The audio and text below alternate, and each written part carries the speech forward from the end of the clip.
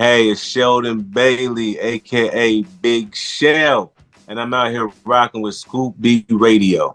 Scoopy Radio in your area code, on the plane, on the train, everywhere that you get podcasts. I am your host, Brandon Scoop B Robinson. Make sure to check me out on Twitter and Instagram at Scoop B.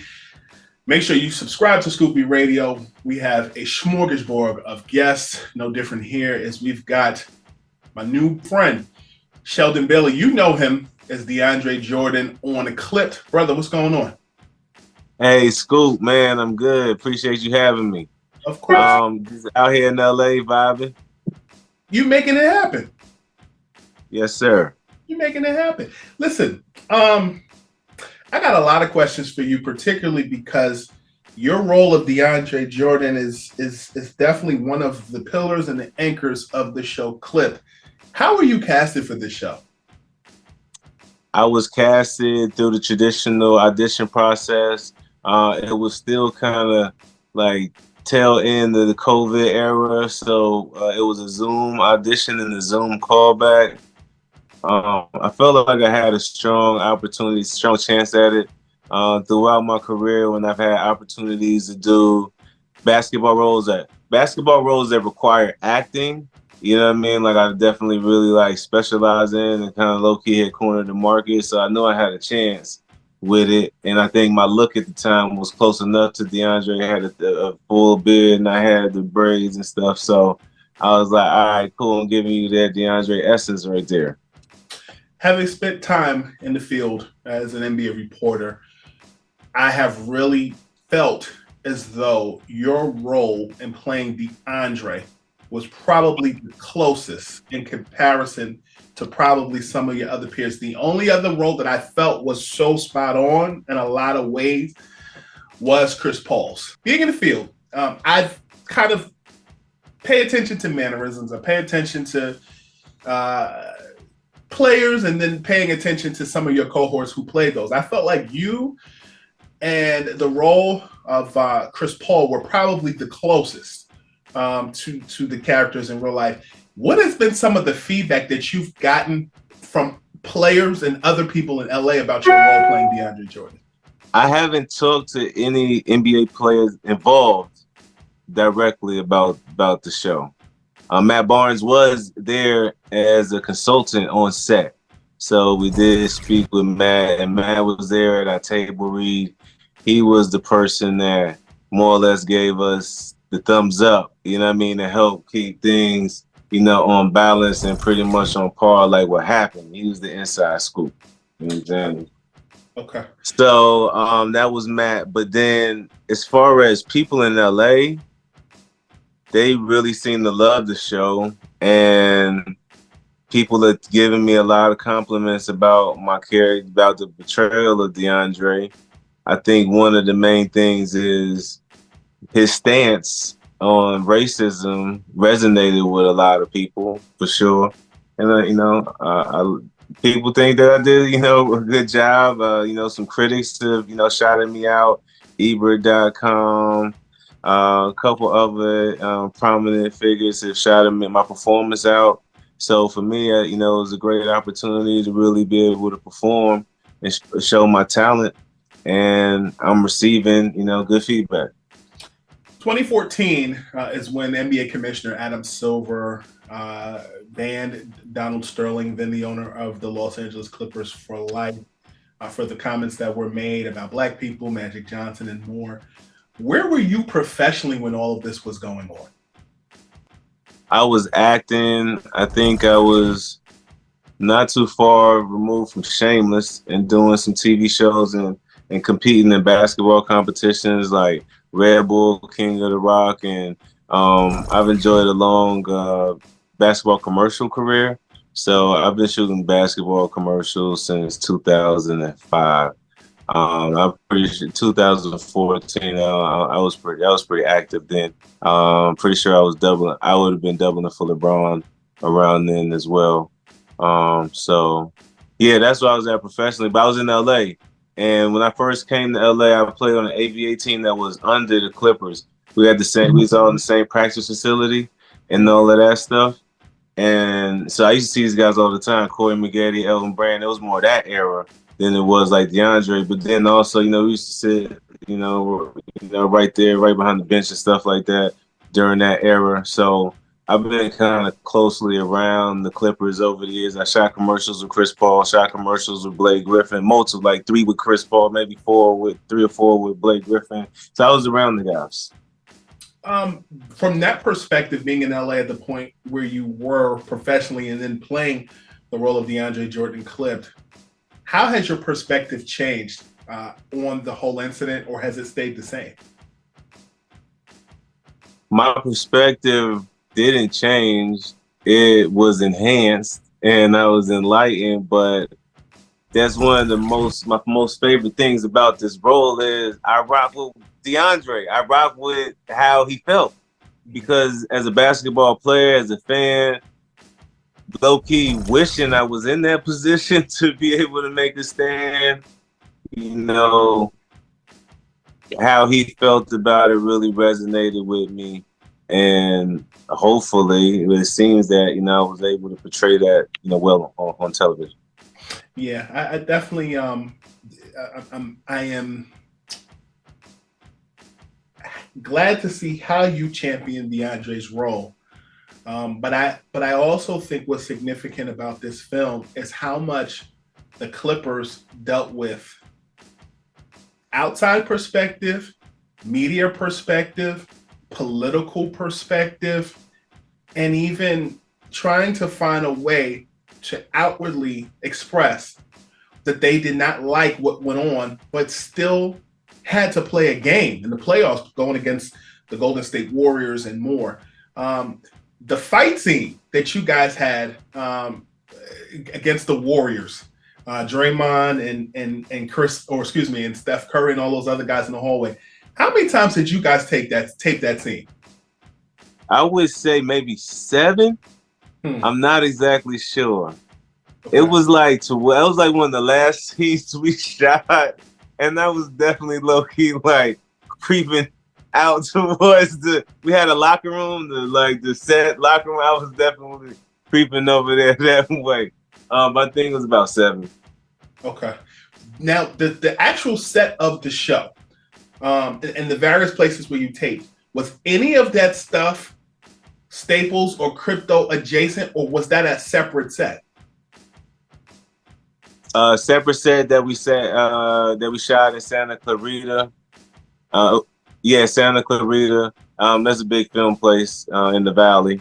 And then we had various locations around Los Angeles. We utilized the suite. I think it's called the 7,000 building. It's a luxury Elevate, I think it's called. Anyways, it's a luxury apartment building in Los Angeles, and their penthouse is crazy. It's like some 3-floor whatever, and we shot multiple scenes there. So on the scene with DeAndre, and that was supposed to be his closet. In his closet, listening to the commissioner make the announcement. That was there. Sitting with the lizard was there. I think it was one of the Doc Rivers scenes was there. They used multiple parts of that particular suite on various things. But no Staples, no crypto. We actually used the Honda Center. The Honda Center at Anaheim. That was our arena. It's a little cheaper to do Honda Center at Anaheim. Feel me? That makes sense. Tell me something. Did it get to a point where you could close your eyes and hear Laurence Fishburne speak, and you could envision Doc Rivers? Yeah, I knew he was gonna kill it from the table read because he did the voice in the table read. That was Curtis. I heard it in the table read. I was like, oh man, because I knew people was gonna be like, yo, he gotta bring that raspy voice, and he did that no problem. That between that and the hairline, you know what I'm saying? Like between them two things, there's Doc right there. Man, he the hairline, the Beijing. That hairline was causing issues throughout the shoot sometimes, though. Serious? A little bit. Was Start leaking. was, was it Beijing? He did. They man, if they had a masterful barber come through and he sprayed them up every day, it took care of that. But Wow. every once, I remember one time for real that it was kind of like leaking a little bit. It was alright. No, that's honest. I listen, it is difficult to cast. I would imagine the perfect person for everyone. Number one, because you're reincarnating tall people. It's one thing if somebody's 5'10, 5'8, 6'1, but people 6'5, 6'6 and above, that's not easy. It's not. And trying to get them to be really good actors on top of it is tough. So, there is some criticism about like, the height or whatever. I'm not exactly DeAndre's height, what I mean? But I am a tall basketball player, pro basketball player. So it's cool. And I felt like that's why we were giving more of the feel of the character versus like exactly DeAndre, exactly Blake Griffin, exactly you know what I'm saying? This is like a feel of like who these people are and what they represent. And one of the best things I love about this is the humanity of the players. Like you see Chris Paul struggle with this, with his family, you know what I mean? And you see DeAndre, deal with this and trying to meditate and, come to peace with, all the outside distractions and all that stuff. His relationship with Blake Griffin, I mean? The friendship and the friction that it caused between the two of them. Like that's being in LA and being a basketball player, you got Blake Griffin and DeAndre was this. You know what I'm saying? Like they was like this. So for them to have had come to blow, there's a serious issue, serious topic. These guys. No, that's real. That's real. You're giving me the inside scoop, Scoopy Radio, joined by my main man, Sheldon Bailey, talking all things clip. But I also want to get into your career because you are not a one-trick pony. You are not just the guy who plays DeAndre Jordan. I will not let anyone put you in that box. You have done, from what I understand, stunt doubles. You've done just acting as other people. You've played roles, and you talked about LeBron James. Where were you that double for LeBron? Was it Space Jam?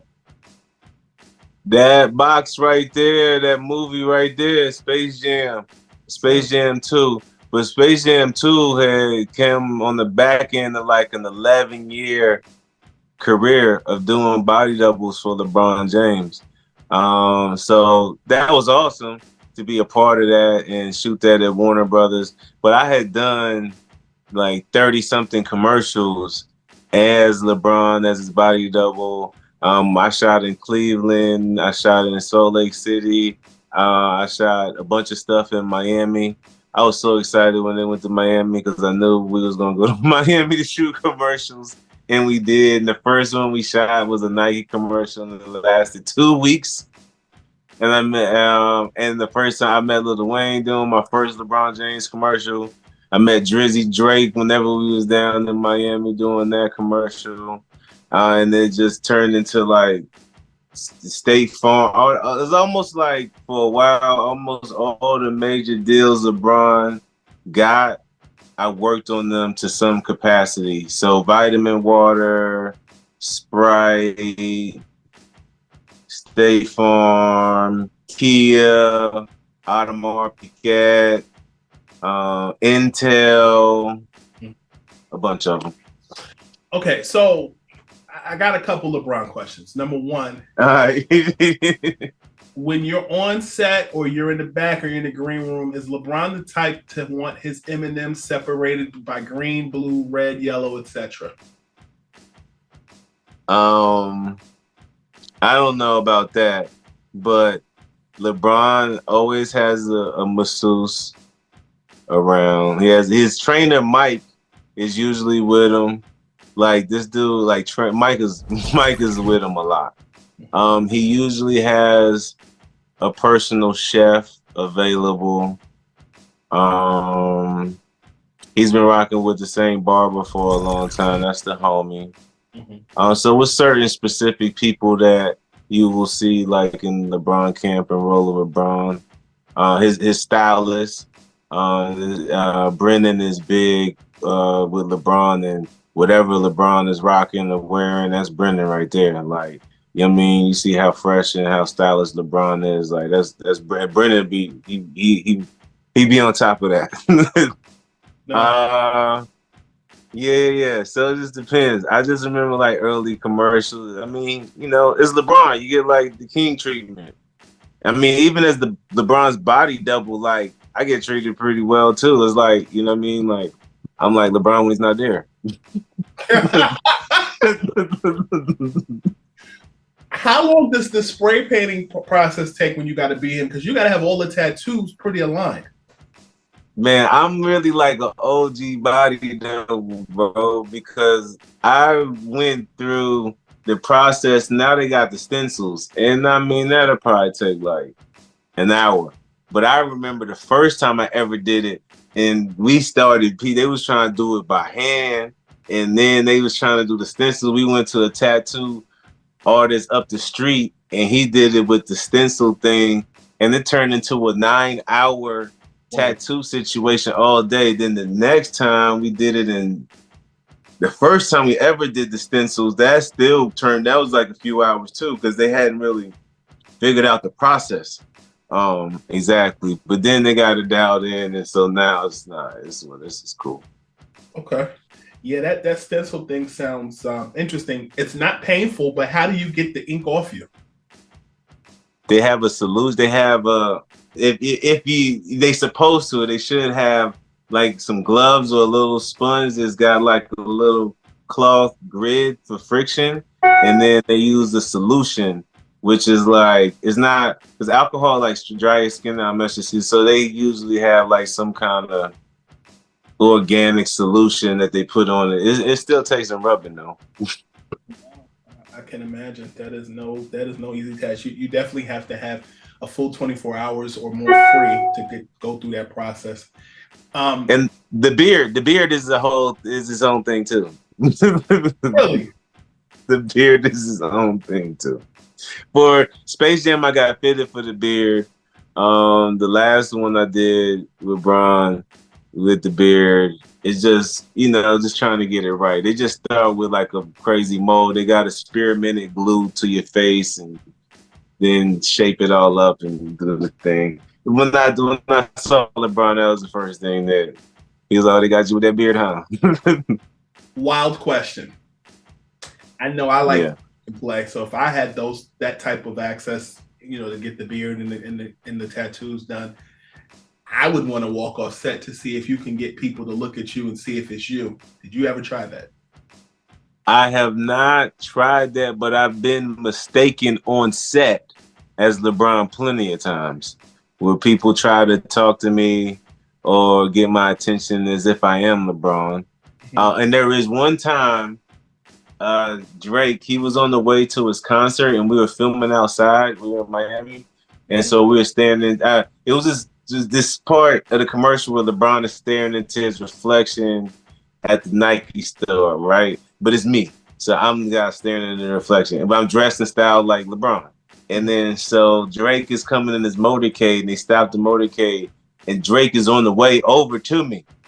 And so they're like trying to wave him down when they realize what's going on. Like, nah, that's not the real LeBron. It's not the real. And I was like, man, let Drake come over here, man. He's trying to come see me. Let him come. Then he'll see it's not LeBron, but it's me. Sure. No. Tell me something. I know we could talk about LeBron. We could talk about clips for days. You have more of a body of work than just that, and I'm sure that that's facts. Let's get to it, baby.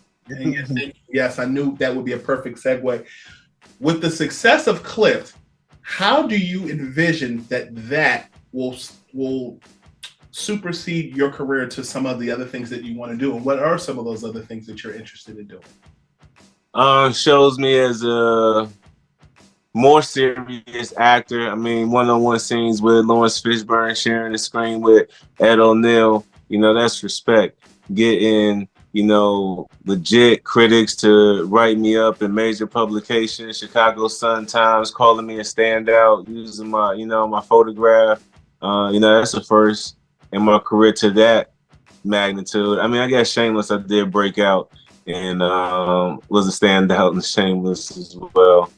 But this one, the importance of it, with all the different aspects of it, the quality of it, I hope it springboards me. I just signed with new management last week, so we'll see what's up. You know, you made mention of Ed O'Neill. Was that a married with children full circle moment for you at all? Did you grow up watching that? How cool was that to be on set with Ed O'Neill? Facts. It was so dope to be on set with Ed O'Neill. I couldn't wait to meet him. Not even just that one, but like Little Giants, like as a kid, it was one of my favorite joints. And then, but that guy, I watched him for his career. He was in Bone Collector.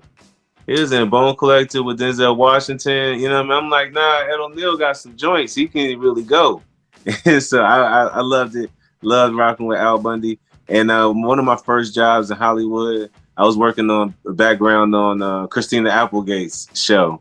And yeah, and that was cool. I got to meet her, and she had a scene where she like passed me on the butt and says "good game," and so that was a full circle moment for me. Wow, man, that is a full. You did Tina and you pretty much grew up in the Bundy household, as far as I'm concerned. I'm trying to get at Peggy though. Where Peggy? That's my people. She was killed Sons of Anarchy. She was so dope on Sons of Anarchy. Peggy Bundy. Yeah, she's awesome. Yeah. I think it's dope that you are getting your just due. That you're not just a body extra or a stunt double or the Space Jam guy. You're somebody that is giving insight to something that was a pivotal part in basketball history, American history, and it was kind of the juxtaposition between just so much stuff that's going on during our parents' generation to now. I guess my question to you is, do you think that if they were to recreate something else like this movie, there's anything else that they can add, or do you think this is kind of just like it? Like, can you guys create something else? Well, the season is, this is just the one story. I guess what could be done maybe would be a prequel, type of situation, or a fictitious after. But it's something to be created. But I think it's just we had this moment. It's these 6 episodes. This is now maybe this particular cast and crew and writers and producers get an opportunity to do something else together. Tell another story. That would be special too. That would be something I would love to do. Maybe even produce a show in and around me as a lead star basketball character or whatever. That's kind of like a dream project. Getting into some international espionage, action projects for sure, and major comedy, movies. So yeah. But I've enjoyed like a really versatile career. A lot of it kind of centers around basketball, but it's definitely grown above and beyond, outside of the game, while I still, have the game here with me as well. You're using the game and the lifestyle behind it to get move that chess piece on the next part of the board. Yeah. Basketball has been my niche to get me into the market, and it's kept me in the mix, but it has allowed me to like stay employed and also grow. Like this is an opportunity. I'm playing a basketball character, but this character in this project is so much more than that. You know what I'm saying? It's almost like a detachment a bit from basketball. And so getting that opportunity, but being the guy that has taken my acting career seriously and taken my basketball career seriously and stayed in enough shape that I can portray these professional guys, like, respectfully, but like I kind of took my horn on the fact that I'm 41 years old and I'm portraying a 23-year-old DeAndre Jordan. I'm portraying LeBron James or whoever else, or just myself in basketball commercials or whatever, like, you know what I'm saying? That's some longevity, man. I've been putting in work. Well, perfect segue. Listen, first of all, black don't crack. So the fact that you're 41, that goes without saying. LeBron James is 40 and he's still at the top of his game. So it makes sense that longevity and longevity is making it happen. Yeah, for sure. That's what's up. Yes, sir. Yes, sir. I'm gonna leave it here, but brother, before we go, we got to get you your screenshot because we was taping. I bet.